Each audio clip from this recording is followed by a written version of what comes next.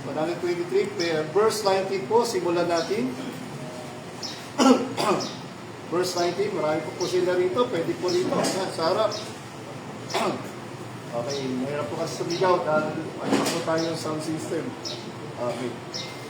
Sabi po ng Panginoon sa John chapter 5, verse 19, tignan po natin sa aklat na ito o sa chapter na ito ang kadakilaan po ni Kristo, no? Yung sino po siya bilang Diyos anak. Pag binasa niyo po ang Mateo ay pinapakilala po si Kristo bilang hari ng Hudyo. Sa ang simbolo po dito ay yung pong leon, no?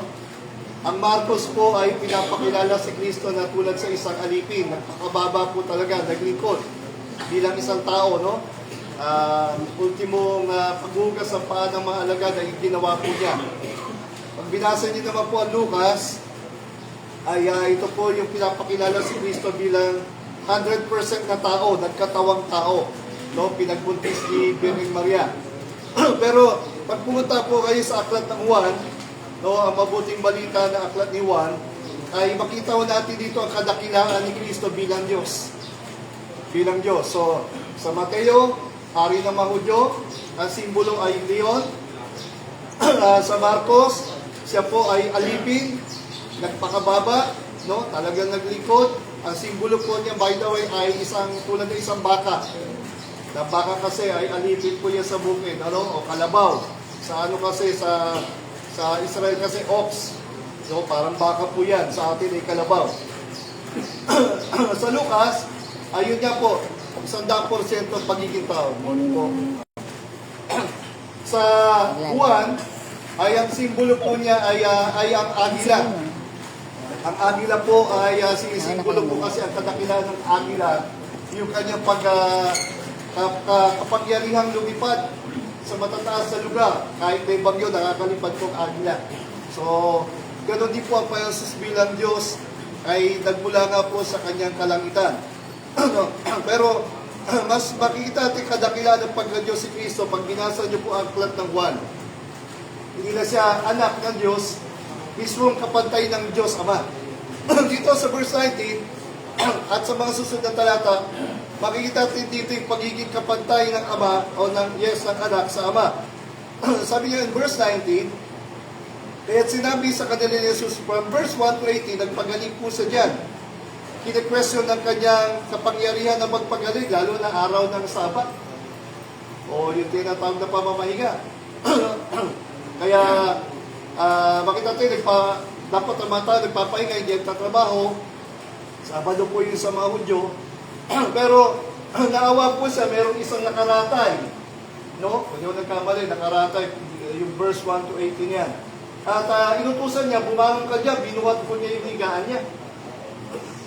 Kaya lang, yung mga Hudyo na kumakalaban sa kanya, ay hindi naniniwala sa kanyang kapangyarihan, hindi naniniwala sa kanyang pagka-Diyos, dahil nga, anak lang siya ni Jose at ni Maria bilang tao. Pero ito, sa verse 19, unti-unti na po siya nagpapakilala sa mga Hudyo. At sabi niya, verse 19, kaya sinabi sa kanila ni Jesus, pakatandaan ninyo na walang magagawa ang anak sa kanyang sarili lamang. So, naparito ang Panginoon, hindi sa kanyang sarili kalooban. Lagi mababasa niyo in the book of John, lagi niyang binabagay niya, ako'y pinadala ng Ama, ako'y sinugo ng Ama, upang gawin ang kalooban ng Ama. Paulit-ulit niya binabagay. So, ang Panginoon Jesus kasi nilalarawan sa Biblia, na bagamat anak siya ng Diyos, no? Baga mas makapangyarihan, mas mataas nga sa posisyon ng Ama, pero pagdating sa kadakilaan, kapangyarihan, lalo sa pagka-Diyos, patay yung Ama at yung anak eh. Doon ay hirapan ng maraming reliyon na hindi naniniwala sa pagka-Diyos si Kristo. No. Kasi ang Panginoon ay larawan talaga ng perfect Son of God. Di lang sa Son of God, perfect Son of God. No? Bakit? Sapagkat perfect siya pagdating sa tinatawag nating submission sa Father. Maghanap ka ng tao mula kay Adan na naging masunurin sa Diyos. Ultimong anghel, nagrebelde sa Diyos. So, si Lucifer at maraming sumama. Si Eva at si Adan mula nung dinaya ni Satanas, nagkasala, naging rebelde. Mula noon hanggang ngayon, lahat tayo rebelde. Kaya sabi natin rebelde, hindi na yung mga taong budok. Hindi lamang po yung mga may mga baril na lumalabang NPA ang rebelde. Hindi lang po yun. Hindi lang yung mga pulis o militar na lumalaban sa gobyerno ang rebelde. Pag sinabing rebelde, ang puso natin ay lubhang masama at makasalanan. Yan po ang Biblia. Kahit ano rin yun samahan mo, ang problema hindi rin yun. Ang problema puso. Tayo po ay rebelde, likas na masway. So, ang Panginoon Jesus ay larawan po siya, talagang nilalarawan, siya po ay pinapakilalang submissive Son of God. Kaya lagi yung sabi, ako'y sinubo ng Ama, pinadala ng Ama, para gawin ang kalooban ng Ama. Kaya sabi niya rito, kumbaga, ang Panginoon, hindi lang yun, makita mo ang Panginoon Jesus, pag binasa mo yung mga salita niya, from Matthew, Mark, Luke, John, ay, bagamat siya ay Diyos, kapatay ng Ama, makita natin pa yung walang angking yabang. Makapangyarihan siya, ang dami niyang pinagaling, pinakain, dami niyang nagagawa, bumubuhay siya ng mga patay, lumalakad sa tubig. Pero, ano siya, wala kang makikitang yabang sa kanyang puso, sa kanyang salita. Ano? Lagi niya tiyataas si Ama, na parito para gawin ang kalooban ng Ama. At lagi makita natin, ang tiyataas niya yung Ama. Kaya sabi niya rito, sinabi sa kanila Jesus, pakatandaan ninyo na walang magagawa ang anak sa kanyang sarili lamang. Ibig sabihin, nagkataon tao siya, hindi para yung gawin lang yung gusto niya, kundi gawin niya po taga yung gusto ng Ama. No? So sabi nito, ang nakikita niyang ginagawa ng Ama, ang siya lamang niyang ginagawa. Okay. Hello. Okay. So sabi ng verse 19 pa rin, ang nakikita niyang ginagawa ng Ama, ang siya lamang niyang ginagawa. So, submissive Son of God, a humble Son of God, at lagi po niyang kung ano yung gusto ng Ama, ang gagawin niya. Ang ginagawa ng Ama ay siya rin ginagawa ng anak. So, hindi sa kontrabida sa Ama. Maliwanag po, no? Kung ano yung gusto ng Ama, gagawin niya. Kung ano yung pagagawa sa kanya ng Ama, gagawin niya. So, hindi yung gusto niya. Samantalang, di ba tayo po, amin natin, tayo mga magulang. At maging mga anak natin, bago tayo naging magulang, aminado tayo, pero tayong mga ugaling pasaway sa mga magulang natin. Tama po ba? Lahat tayo. At nakikita natin, tayo ng magulang, tayo na mismo, nakikita natin ang ating sarili, nung mga tayo ay pasaway sa magulang, yung mga anak natin talagang, nalulukot tayo, sumasama loob natin. Sapagkat, ang gusto lang naman sa anak natin, mapabuti, pinapalaki natin maayos, pero maraming beses talaga, no, nag-alburuto, nagtatabo, pero hindi mo yan makikita kay Kristo, no? Kaya siya ay submissive, siya ay humble, lagi niyang hinahanap yung gusto ng Ama. At hindi lang yun, sapagkat mahal niya ang Ama, mahal din siya ng Ama, no? Vice versa. So sabi niya, ang ginagawa ng Ama, ay siya rin ginagawa ng anak. Kumbaga, kung yung gusto ng Ama, gagawin ng Panginoon Jesus. So, walang gagawin ng Panginoon Jesus na hindi gusto ng Ama. 20, ano sabi diyan? Sapagkat minamahal ng Ama ang anak at ipinapakita sa anak, si Jesus po tinutukoy niya dito, siya nagsasalita dito, by the way, ang Panginoon Jesus. Alam niyo, yung maganda sa Bible na, ito hawak ko yung ukulele. Ito, English po ito. Yung sa mga English Bible na ginagamit po namin na medyo mahal ng konti, leather, makita niyo doon sa mga print po niya, yung Matthew, Mark, Luke niya, lahat ng salita ni Kristo, yung sinabi ng pa yung binikas niya mismo sa bibig niya, naka-red letter. Alam sabihin, kasi pinapakita doon, si Kristo nagsalita niya. Yan. Sa inyong mga Bible, puro naka-print lang itim, di ba? Pero dito po sa Bible, ginagamit na mga English. Ano po yan? Naka-red letter po, lahat ng salita ni Kristo. Kaya dito, from verse 19, hanggang sa dulo po halos yan, si Kristo po nagsasalita niyan. Kaya sabi niya sa 20, minamahal ng Ama ang anak, at ipinapakita sa anak. Hindi lang mahal ng Ama ang anak. Tingnan niyo po, siyempre, kung meron ng tatay na normal po, ang tatay, mahal niya ang anak niya. Hindi lalo na yung Ama at anak, yung relasyon ng Diyos Ama at Diyos Anak, di ba? At hindi lang yun, sabi niya pa, sabi niya pa Jesus, ipinapakita sa anak ang lahat ng ginagawa niya At higit pa sa mga ito ang mga gawang ipapakita sa kanya ng Ama upang kayo'y mamangha. Kung ano yung gusto ng Ama, ipagawa sa anak, gagawin ng anak. At ang sabi pa niya rito, no, hindi lang mahal ng Ama ang anak, sabi niya, ipinapakita sa anak ang lahat ng ginagawa. Kung ano yung gagawin ng Ama, ano yung plano ng Ama, hindi pwedeng hindi alam ng anak. Lagi kumbaga, it talks about relationship. It talks about secrets. Everything. No, normally, siyempre, yung Ama at anak, talagang pagka sa tao kasi, tayo, medyo imperfect tayo, marami tayong mga kahinaan, kapitasan, no? Pero, normally, mas maganda, sa ating magulang, sabi ko lagi sa mga kabataan, no, huwag lang yung may mga problema sa hiwalay ang magulang, no, yun ang medyo problema dun eh. Pero normally, yung mga anak at magulang, no, yan, katulad si Ann, alam ko, hindi ako nagkamali, yan, closest sa tatay niya, at sa nanay niya, tama? Alam niyo, pero masarap po sa mga kabataan, alam niyo, mas masarap close kayo sa magulang niyo. Best friend niyo dapat yung magulang niyo. Di ba? Kaya kita niyo, maraming mga anak minsan, di ba, nagre-rebelde, lumalaban. Kasi, talagang yung mga magulang, dapat abutin yung anak. Kasi bata eh, bata isip talaga eh. Baka hindi niya alam yung direksyon po yan. Pero masarap po yung magulang, talagang kahit na anong tigas sa ulo ng anak, aabutin niya. At yung anak, pag nagmamature naman, ang sarap, natututunan niya, yung tatay ko hindi ko kalaban. Kakampi ko yan. Yan ang nagbigay ng baboy, yan ang nag-aalaga sa akin. Hanggang sa dumarating sa time, di ba? Hindi lang siya, may mga kaklase, close friend, best friend. Pinakamasarap na best friend, number one, una ang Panginoon, pangalawa ang magulang. Eh talaga naman, siyempre, pag nagkasakit ba ang anak natin, sino ba ang dadalaw dyan? Sino ba mag-aalaga dyan? Sino ba ang gagastos? Hindi naman yung kaklase. Hindi naman yung kaibigan. Dadalaw yan, pero ang talaga mag-aalaga, magulang pa rin.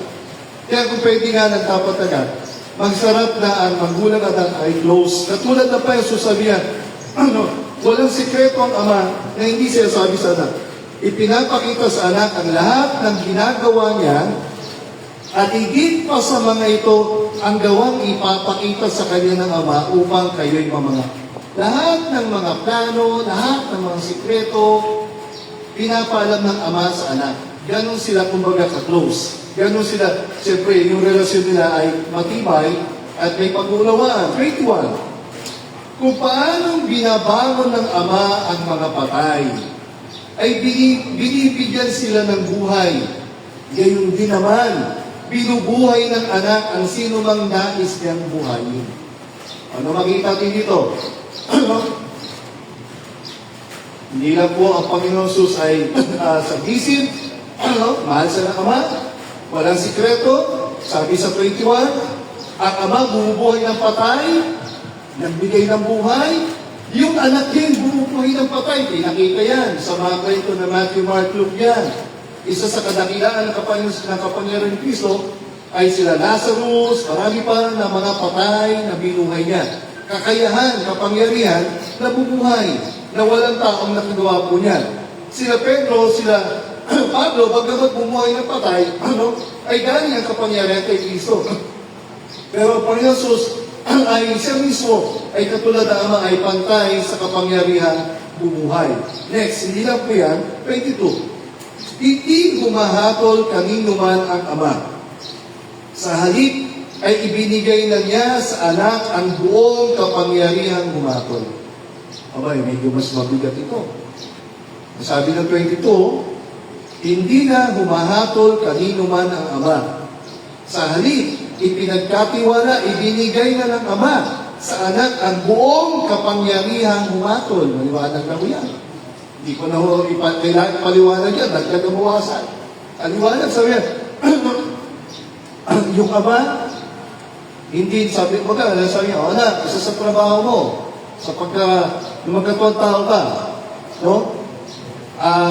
Hindi lang lumagkatuang tao, pag alis ng Panginoon, hanggang sa future, yung kapangyarihan bilang sa lupa, meron ito niya pitch din tayo na nagaganap.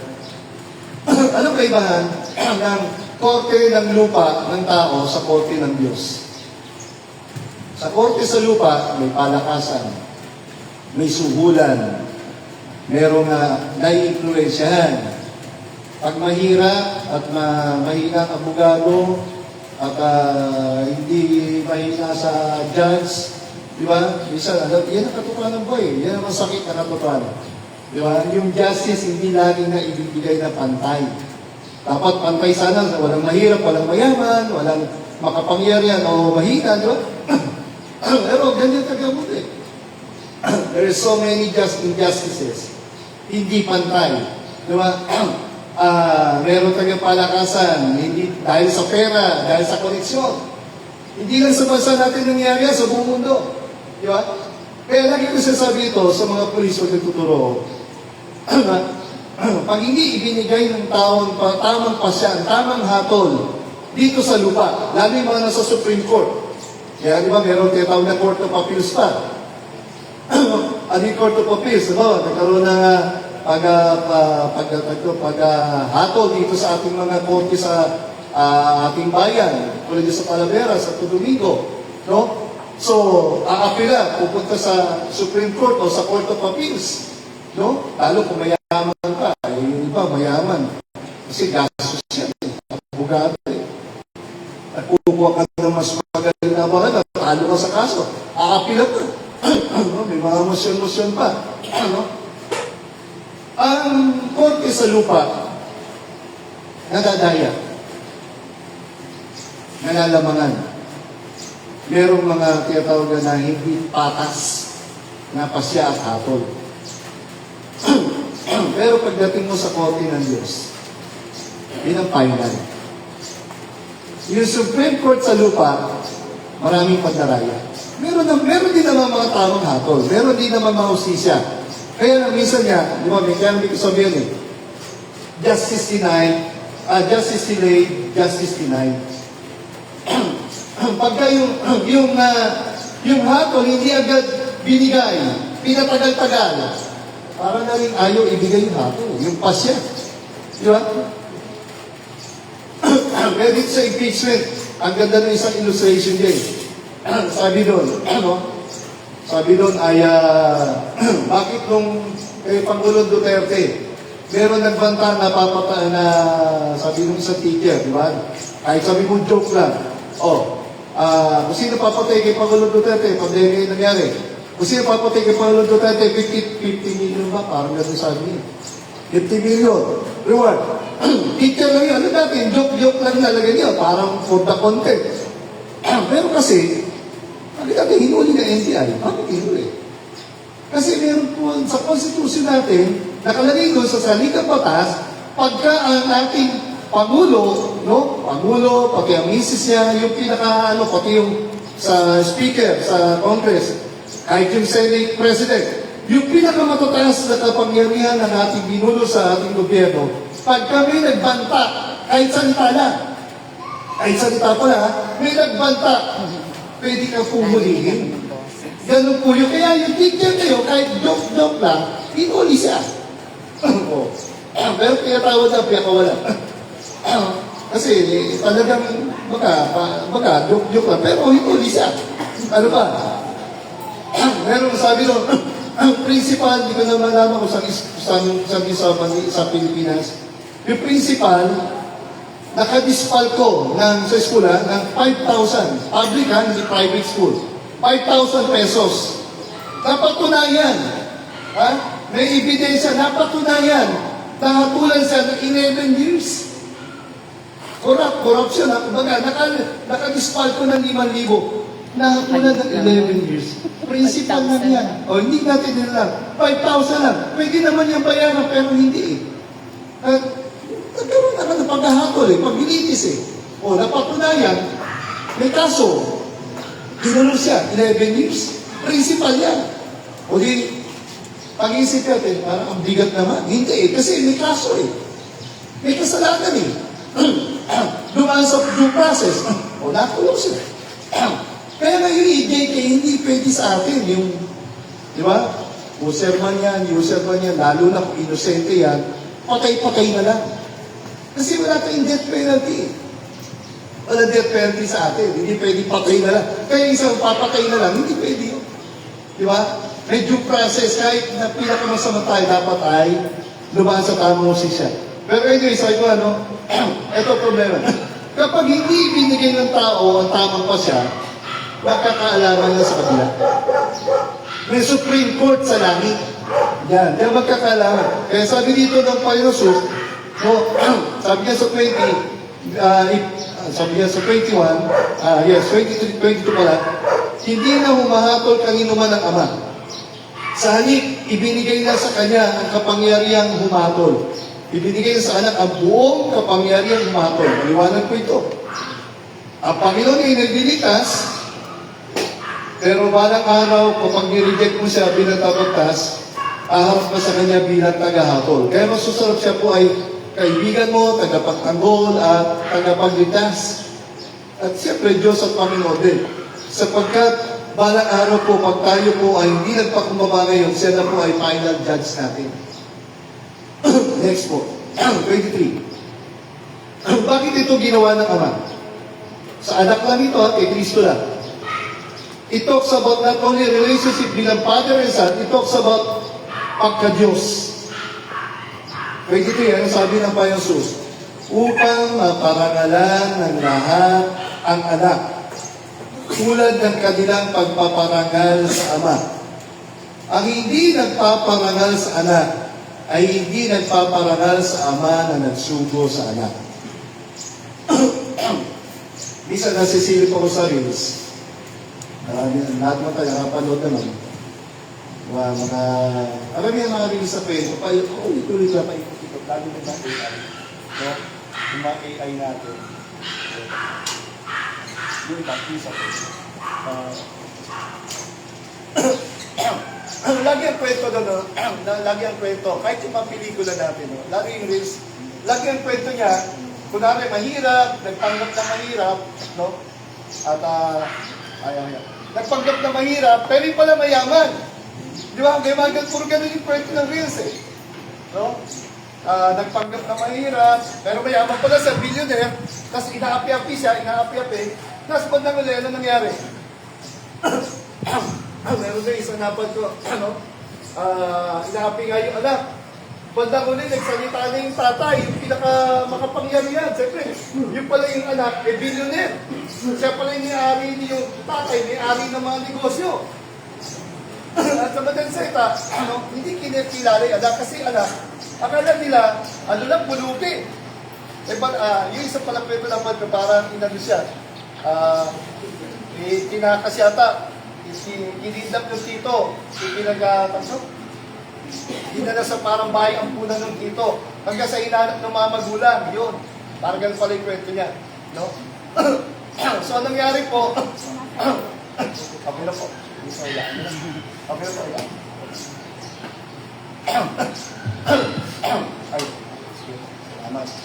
So, yung kwento niya, di ba? yung anak na mayaman, yung bata, ang ginawa ng tito na sakin, para makontrol yung yaman, kasi tagapagmana yung anak eh. Ang ginawa niya ito, pinaampon.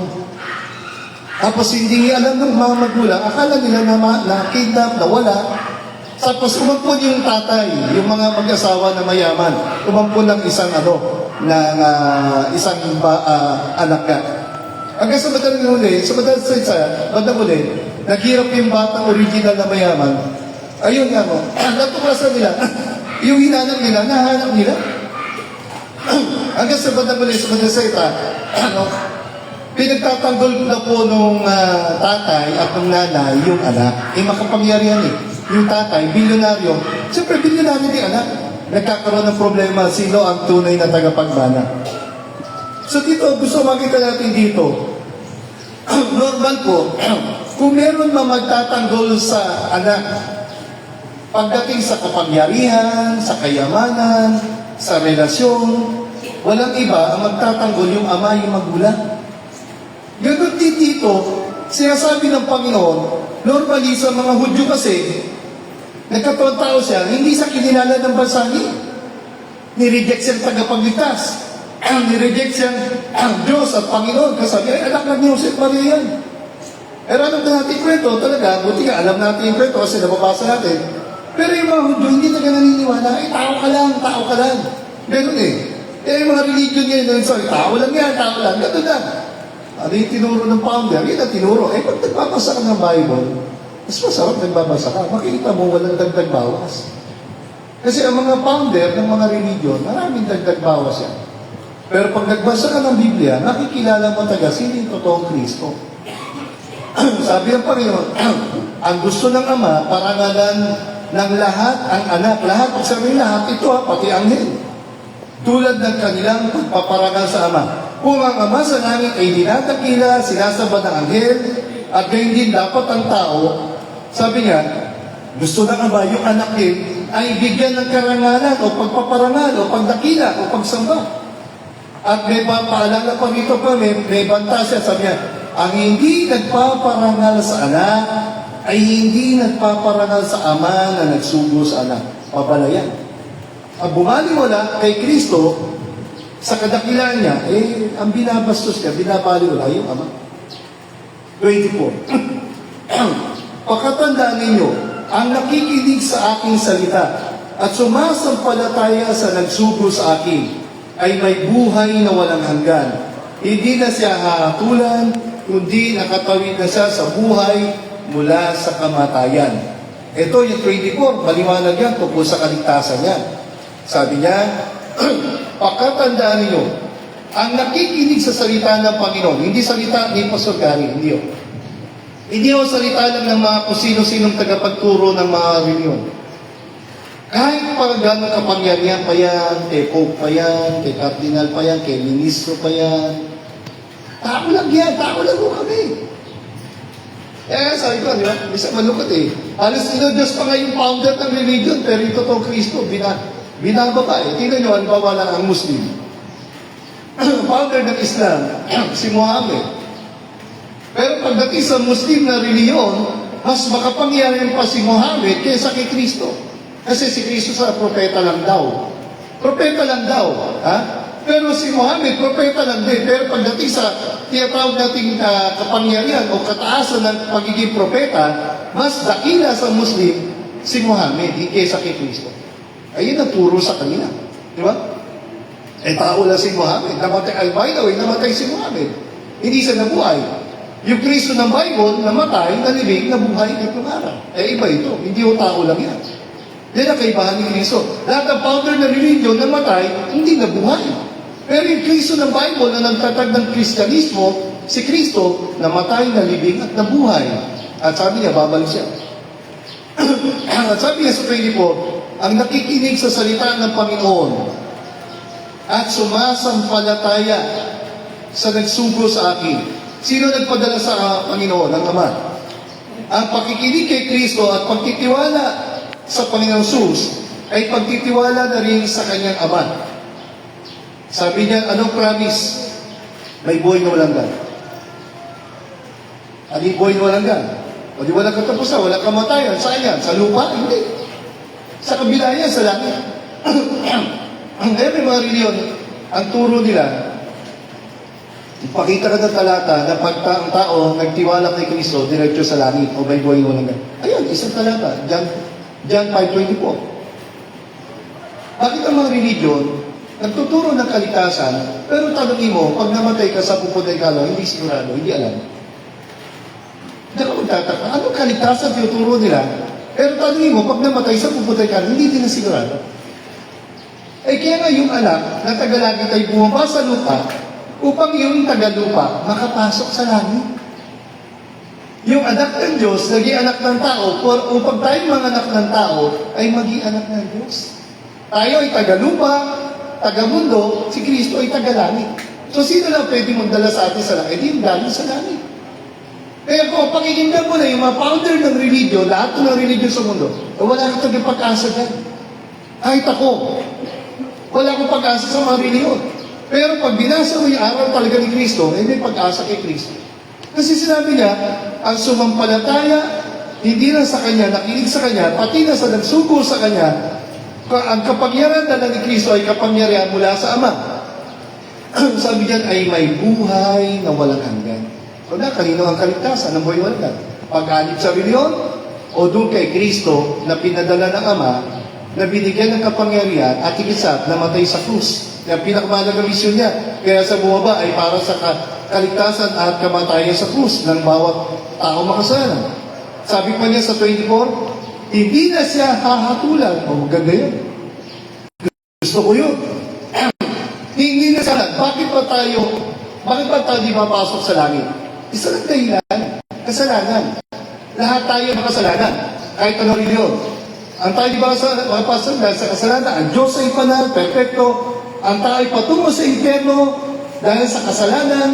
Ang solusyon sa ating kasalanan ay ang kaligtasan at kapatayan ni Kristo sa krus. Kaya sabi niya, hindi na siya hahatulan. Bakit tayo dapat parurusahan sa impyerno? Hahatulan tayo sa forever na suffering ng apoy niya dahil sa ating kasalanan. Pero dahil kay Kristo, sabi niya, hindi na siya hahatulan, kundi nakatawid na siya sa buhay, makakatawid na siya mula sa kamatayan sa impyerno, makakapasok ka na sa buhay na walang hanggan. Pangako yan, maliwanag, trabaho yan ni Kristo, magligtas, magpatawad, at kakapangyarihan na hindi magdala sa langit. Hindi anghel, hindi reliyon. 25. Pagkatandaan ninyo, na darating ang oras, at ngayon nga, si Jesus pa rin sa salita nito, at ngayon na nga, na maririnig ng mga patay ang tinig ng anak ng Diyos, at ang sino mang makinig sa Kanya ay mabubuhay. Ano na naman ito? Kapangyarihang bumuhay ng patay. Wala akong nabuhay sa mga patay, isa lang. Maliwanag, ibang-iba yung Kristo ng Bible. At hindi ko sabi ito. Kung hindi totoo yung kwento ni Kristo namatay, nalibing, nabuhay, yung mga binabasa natin Bible, kung hindi yan totoo, ano pa pag-asa natin sa kabilang buhay? Dahil tayo namamatay. Ano pag-asa natin? Eh di tama komunista, galing na tayo lang sa labok, babalik tayo sa labok, wala na, gano'n lang. Walang kaluluwa. Tayo ay tao lang, babalik sa labok, gano'n lang. Wala na. Hindi na komunista. Kaya sana, matindi ang human rights violation. Ang sabi pa yung 25, pakatandaan nyo na darating ang oras at ngayon na nga, mismong si Kristo ay nagpakita ng pruweba, maraming mga patay, ang binuhay niya nung nasa lupa siya. Ibig sabihin ito, kapangyarihan na bubuhay ng mga patay, binigay na rin ng Ama sa Kanya. Ang sino mang makinig sa Kanya ay mabubuhay. Yung mga patay po ito, 26. Kung paano ang Ama mismo ang pinagmulan ng buhay, gayon din naman ang anak ay binigyan niya ng ganoong karapatan. Malalalim na doktrina ito ng Biblia. Pero ang sabi ng 26, saan galing ang buhay? Kung paano ang Ama mismo ang pinagmulan ng buhay. Meron tayo tawag sa science na living things and non-living things. Pag sinabi natin mga puno, living things, lahat ng halaman ay buhay. Pag pinutol mo niyan at ginawa mo ng bahay yung kahoy niyan, wala na, di ba? Okay. Yung mga hayop, living things. Lahat na yan. Sa lupa, sa dagat, lumilipad. Ano pa? Pero mahalagang nilikha lahat ng Diyos na nabubuhay ay ang tao. Actually, hindi anghel. Ang anghel, mas makapangyarihan sa tao, pero ang anghel ay alipin lang ng Diyos. Servant. Naglilipod sa Diyos. Yan sa taas nga lang nagrebelde at yung kasama niya. Mas makapangyarihan ang anghel sa tao na nilikha ng Diyos. May buhay ang anghel. Spiritual life yan. Pero sa Bible, para kanino namatay ay si Kristo. Hindi para sa anghel. Nagrebelde ang anghel, pero walang kaligtasan. Parusa agad. Pero na magkasal ang tao, inilikha ng Diyos ang mundong ito para sa tao, minahal ng Diyos ang tao, maganda ang plano ng Diyos sa tao, kahit nagkasala siya, pero nung magkasala ang tao, meron pa rin kaligtasan. Basta ka pa nakakita. Eh dito, pagdating sa kaligtasan, lagi ko sabi, ito maganda sa Bible. Ang kaligtasan, pagdating sa kamatayan ni Cristo sa krus, sa kaligtasan, pantay-pantay lahat ng tao. Hindi lahat mayaman, hindi lahat matalino, no? Mas marami mahirap, mas marami ang mangmang, mas marami ang kukunti ang makapangyarihan, di ba? Pero pagdating sa kaligtasan, pag binasa niyo ang Bible, mas marami iniligtas ang pangmahihirap. Ang kaligtasan para sa lahat. Anong kulay ka? Puti ka man, brown man, mistiso ka man, wala pinag-uusapan doon. Ang kamatayan ni Kristo, ang kaligtasan ay for God so loved the world. Mundo. Sabi ko, pinakamahalagang nilikha niya at pinakamamahal niya sa lahat ang tao. Ang tao may kaligtasan, anghel wala. Sabi niya, kung paano ang ama mismo ang pinagmulan ng buhay, gayon din naman ang anak ay binigyan niya ng ganong karapatan. Pagkikiyati yung araw, talking about energy. Energy. Meron tinatawag na, iba kaya natin pag-brown out, generator, di ba? Pero yung generator, hindi itatakbo kung wala ng gasolina. Nakadepende sa gasolina. Okay. Tapos, ngayon, gumagana yung mga ventilador natin dahil sa electrical power o tinatawag na, ano ba yan? Basta yan yan, no? Source of energy din yan, yung kuryente. Okay. Meron tinatawag na power sa tubig, hydroelectric power. Pero ngayon, dahil sa mahal ng kuryente, eto na, mabuti naman at merong solar energy. Libre. Ano naman libre kayo? Nagagawa ka lang ng mga aparato na yan. Mga yun yan. Another source of energy. Pero pa yung windmill, di ba? Ngayon, pati Meralco, laki kayo lang yung solar energy. Grabe, no? Kasi dami kumikita ngayon yan, di ba? Kasama yun sa project niya dito. Pero makita niya, sabi ng mga scientists, talking about the sun, the solar system, the sun, gano'ng kahalaga yan sa creation ng Diyos. Alam niyo ba yung earth natin, tamang-tama na yung layo at lapit. Sumobra tayo ng lapit yan, sunog tayo, patay ang mundo, patay lahat ng tao, nabubuhay. Di ba? Sobrang layo, patay din tayo sa lalim.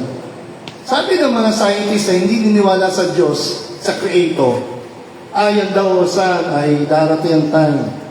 Dahil daw dyan sa prayer, ano yan, yung prayer yung apoy niya. Nababawasan daw yan, nababawasan daw yung apoy. Ewan ko, isang talino sila kumupo yung mga scientists eh. Kasi they don't believe in Creator eh. Di ba? Naniniwala sa tao galing sa evolusyon. Oh, ganun lang, Big Bang Theory, no? Pero saan gagaling yung cell na yan, no, ng tao? Yung mga living things. Iba yung walang buhay sa may buhay.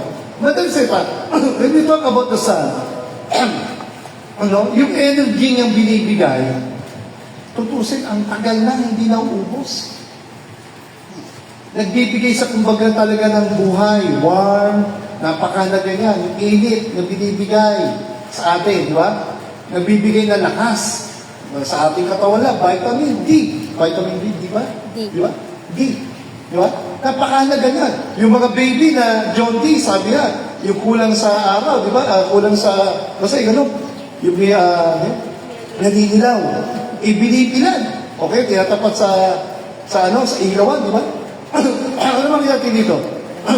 Yung araw po, ay napakalagang source ng power ng energy na nilikha ng Diyos. And yet, hindi yan nauubos ng tao. Kahit anong paliwanag ng scientist, hindi yan mauubos. Isa siyang parang generator na everlasting. Creation ng Diyos yan. Diba? Hindi mo kaya explain. Kung yan ay isa sa kapangyarihan ng Diyos na nilikha niya, iba ang buhay ng tao, iba ang buhay ng halaman, iba ang buhay ng hayop, iba ang buhay ng anghel. Sabi dito ng Panginoon Jesus, kung paano ang Ama, ang mismo ang pinanggalingan ng buhay, lahat ng buhay, kasama na yung solar energy na yan. May buhay siya, pero hindi katulad ng buhay ng tao. Generator of init yan, generator ng apoy forever, na para sa tao, para sa mundong ito. Sabi niya, kung yung Ama, ang source ng life, binigyan din niya ng buhay ang anak. Gayon din naman ang anak na binigyan niya ng ganong karapatan. So si Kristo, hindi ho nagkatawang tao lang, hindi lang tao. Bago sa naging tao, ano siya? Anak. Ano sa langit? Anak. Anong klaseng anak siya? Diyos. Kaya pag sinabi mong pari hindi Diyos, ang sabi nga ng Panginoon Jesus, yung Ama, source of life. Yung anak, binigyan din niya. O, si Kristo hindi Diyos, kasi binigyan lang daw. O, sige, tanong ko, ano ba ang klase ng buhay ng Ama? Hindi sa tao, hindi sa hayop, hindi sa halaman, lalo hindi sa anghel. Because all of these things are creation, nilikha. Iba ang creation sa creator. Yan ay walang buhay. Creator lang yan. Ang tao may kakayahang lumikha. Tingnan niyo pagdating sa kakayahan ng tatalino lumikha. Ang tao, hindi makakalikha nito kung walang bakal. Walang materyales. Ang tao may talinong lumikha, pero nakadepende sa ilaw na sangkap. Hindi siya makakagawa ng bahay, hindi siya makakagawa ng kung walang semento, walang bakal, walang kahoy. Pero nung ang Diyos lumikha, sabi niya, magkaroon ng liwanag at bituin ng araw, magkaroon ng lupa, magkaroon ng halaman sa lupa, magkaroon ng hayop sa lupa, sa tubig, sa ipapawid. Pero nung nilikha niya ito, espesyal. Kumuha siya ng lupa, tapos kinorte niya siya dan, at hiningahan niya. Espesyal sa tayong mga tao. The source of life is God.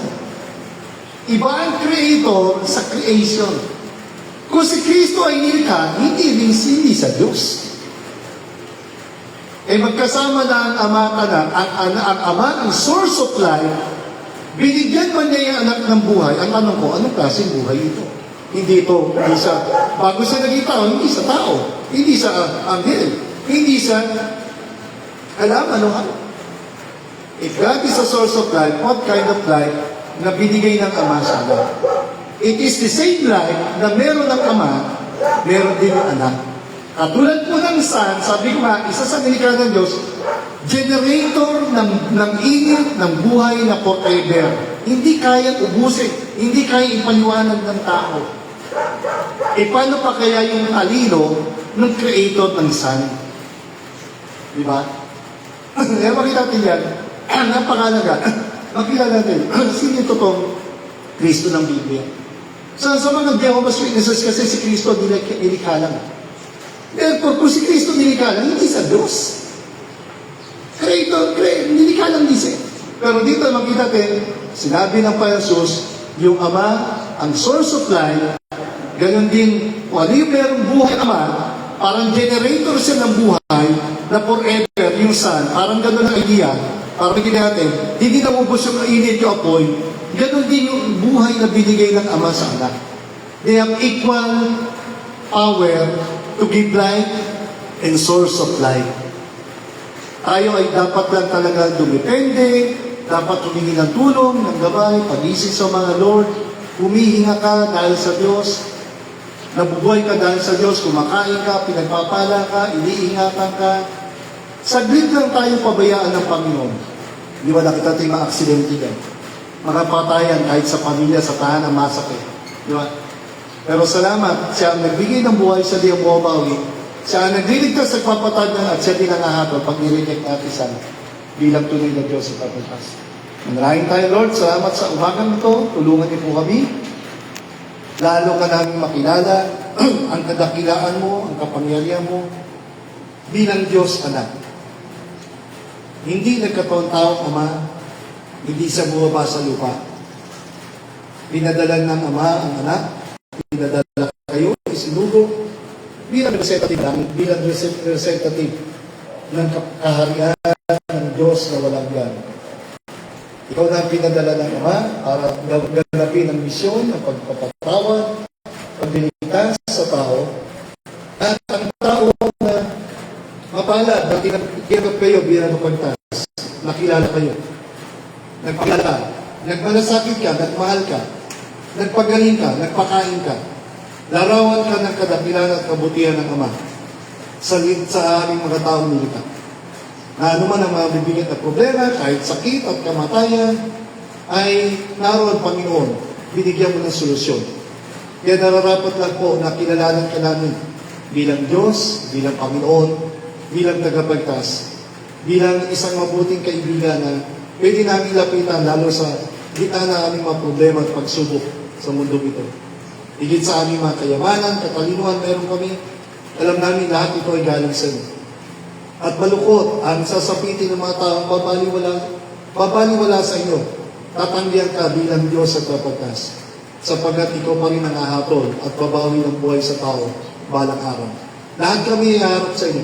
Kaya tulungan niyo po lalo ka namin makilala at igalang ka namin at dakilain ka namin, mahalin ka namin, kagaya ng pagmamahal sa inyo ng Ama at parangal sa inyo ng Ama. Sapagkat ikaw po ang tunay na pinadala ng Ama at wala ng iba na pinakadakila sa lahat.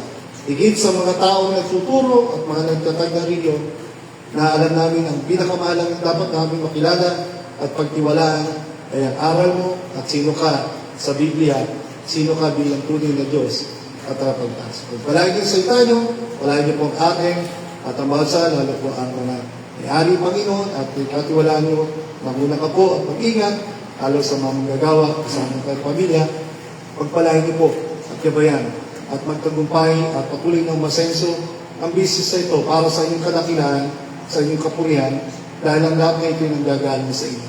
Muli ang lahat na ito ay pasarang ng dalangin sa matamis na pangalan po ng Panginoon Jesus.